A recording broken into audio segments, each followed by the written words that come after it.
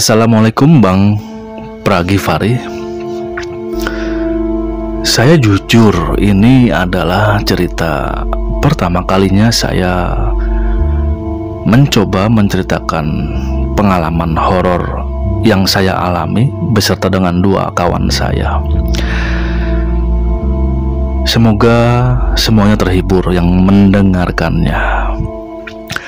Jadi kurang lebih 10 tahun yang lalu saya pernah ikut pekerjaan atau sebuah proyek. Proyek ini membuat perlintasan kereta api atau jalur yang baru, karena jalur yang lama ini hanya satu jalur, dan ini membuat satu jalur di sebelah kanannya. Dan ketika di proyek itu, kita ini memang banyak bergabung dengan kawan-kawan yang lain. Di situ memang ada beberapa grup pekerja. Namun alhamdulillah kita ini masing-masing cocok dan tidak ada permasalahan. Nah, di proyek tersebut memang dibuat dua buah grup. Grup pertama ini tinggal di bedeng. Bedeng ini adalah sebuah bangunan semi permanen yang terbuat dari triplek dindingnya, dan atasnya terbuat dari seng. Ukuran bedeng ini 3 meter kali 4 meter, dan posisi bedeng ini memang tepat berada tidak jauh dari rel tersebut. Dan yang kedua, grup kedua ini dikontrakan satu rumah, dan di situ dibagi menjadi 2 grup. Namun memang pada kenyataannya jarang sekali yang mau tinggal di bedeng. Kebanyakan memilih di kontrakan yang ada di pemukiman warga. Nah, saya sebutlah namanya dengan Supri beserta dengan kedua orang kawan saya.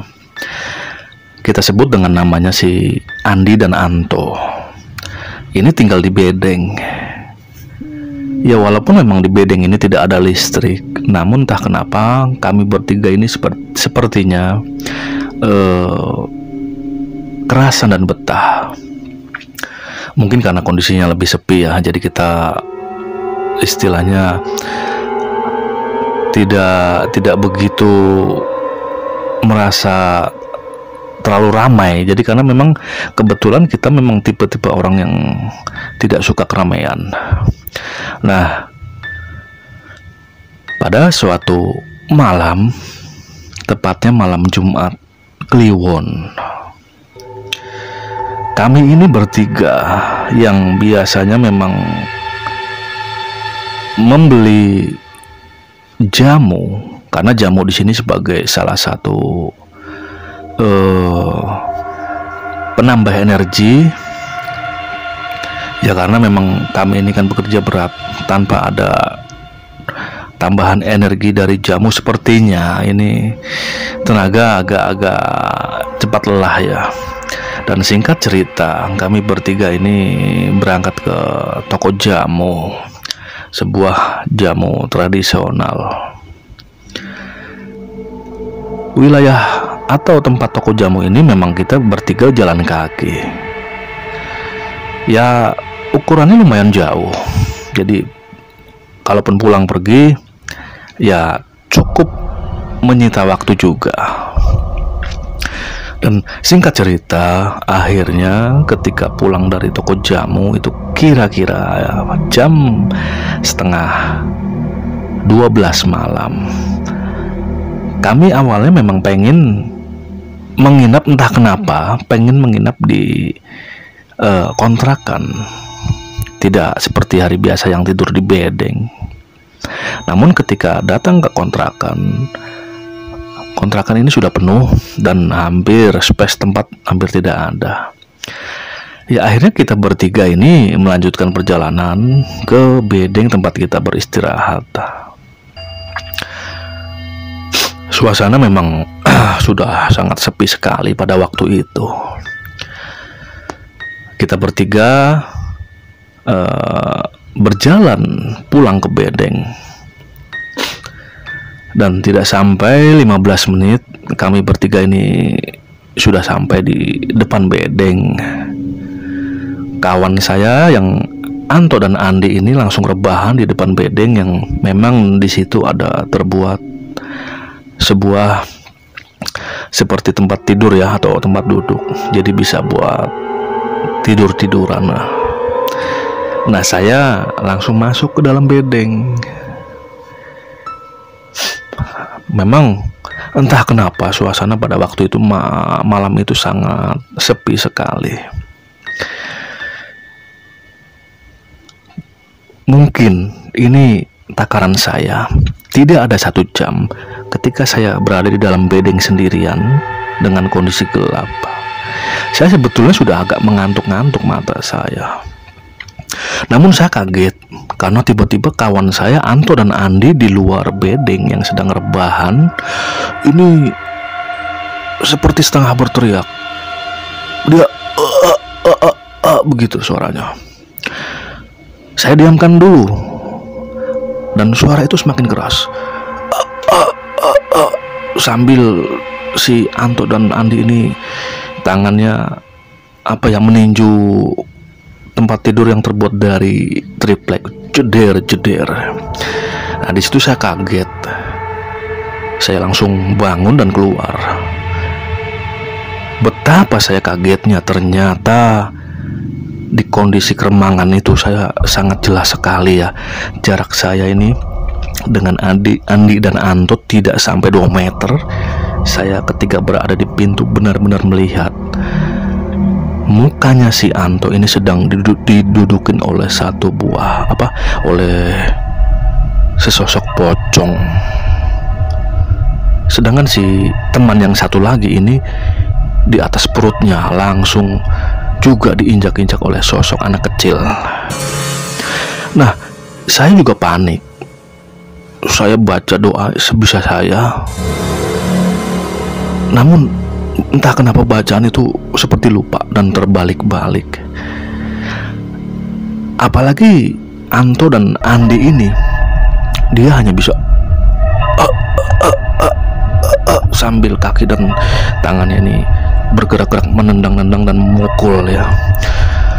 Dan sosok itu baru bisa hilang ketika si Andi dan Anto ini bisa mengucapkan istighfar, astagfirullah. Itu pun sosok pocong itu tidak langsung serta-merta pergi. Dia pelan-pelan berdiri, melayang dan berjalan ke arah pohon rambutan yang memang tidak jauh dari bedeng tersebut. Ini melayangnya sangat-sangat halus sekali ya, seret. Nah, walaupun sudah pergi, namun antara Anto dan Andi ini masih tersengal-sengal nafasnya. Nah, ketika sosok itu pergi, baru saya berani mendekati kawan saya ini. Saya bangunkan dengan posisi duduk dua-duanya. Saya bilang istighfar. Nah, saya mau ngasih minum, namun memang kita tidak punya persediaan minum ya, air putih. Langsung ketika mungkin sudah agak mendingan kondisinya, saya ajak ke kontrakan yang awal tadi yang kawan-kawan berada. Dan di sana si Andi dan Anto ini langsung diberi minum. Namun tetap saja memang mukanya masih pucat ya, masih lemas.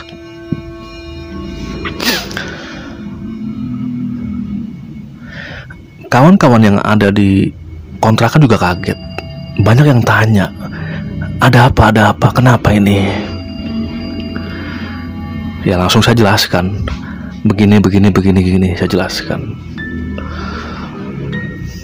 Nah, di antara kawan yang ada di kontrakan baru bilang, iya bang, makanya saya nggak mau tidur di situ. Kata warga, di pohon itu memang ada kuburan bang, tapi tanpa nama.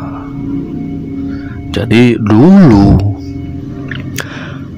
dulunya nih lama sekali, pernah ada kejadian seorang ibu-ibu dan anaknya ini tergilas oleh kereta api. Dan pada waktu itu memang dulu ini kan entah bagaimana ceritanya, karena memang tanpa nama ya, dan kondisinya memang masih sangat sepi, warga juga masih sepi, akhirnya diuruslah, tetap diurus. Kemudian dikuburkan di dekat pohon itu. Makanya warga sini kalaupun siang ya, jangan malam, siang pun kadang-kadang yang tahu sejarahnya ini nggak mau lewat jalur sini. Nah, saya kaget. Lah bang, kenapa nggak bilang kalau memang di situ ada kuburan? Apalagi jarak dengan bedeng ini tidak sampai 10 meter. Nah, si abang itu juga bilang, ya saya takutnya dibilang mengada-ada. Ya akhirnya saya simpan sendiri cerita itu. Ya akhirnya dengan berjalannya waktu, keadaan semakin kondusif. Pada waktu itu mungkin sudah jam menunjukkan pukul 2 malam. Nah, kawan saya ini, si Andi dan Anto, sudah mulai ada sinarnya di wajahnya. Akhirnya kita semua juga mencoba untuk tidur. Sampai kemudian pada pagi harinya kita beraktivitas seperti biasa. Kita menggotong-gotong bantalan rel itu ya. Dan ketika sudah ukuran tertentu, baru di atasnya dibentangkan rel yang dengan ukuran tertentu juga. Dan akhirnya memang tetap sih siang hari ini bedeng hanya digunakan pada siang hari saja, hanya untuk ganti pakaian, untuk kita tempat makan atau sekedar istirahat. Namun kalau malam, kita semua tuh langsung tinggal di kontrakan, walaupun di situ kita berdesak-desakan. Namun ada juga sih memang yang bandel-bandel, dalam arti di sini boleh dibilang pemberani. Ada sekitar mungkin beberapa orang tetap mencoba tinggal di sana. Namun ketika mau tidur, ini ada aja gangguannya, baik itu suara-suara atau triplek bedeng ini dipukul-pukul dari luar. Ketika diperiksa tidak ada apa-apa. Ya akhirnya daripada diganggu, ya tetap pulang ke kontrakan lagi dengan bersempit ria. Dan ketika blok situ, daerah situ sudah mulai selesai pembangunan rel, ini kan kita maju lagi ke arah berikutnya. Saya yang penasaran mencoba melihat kondisi di bawah pohon rambutan yang ukurannya memang sudah lumayan besar. Dan memang lama-lama saya lihat emang seperti ada sebuah gundukan tanah, satu gundukan tanah ya, yang sudah tertutup dengan rumput. Dan di situ memang bentuknya seperti kuburan. Tapi ya wallahu alam lah, saya sendiri tidak bisa mengambil kesimpulan apapun itu ya. Namun peristiwa yang saya alami, melihat penampakan langsung itu, mungkin satu-satunya peristiwa yang berbau goib yang saya alami. Benar-benar saya itu jaraknya sangat dekat, tidak ada 4 meter. Benar-benar didudukin itu wajah teman saya oleh pocong dan anak kecil. Mungkin itu saja ceritanya Bang Pragivari. Itu sebuah pengalaman yang memang saya alami. Dan saya sampai saat ini tetap kadang-kadang melewati tempat tersebut, karena kebetulan memang akhirnya saya berjodoh dengan gadis yang ada di daerah tersebut. Kadang-kadang kalau melihat lokasi itu saya jadi ingat kejadian dulu. Itu saja sih.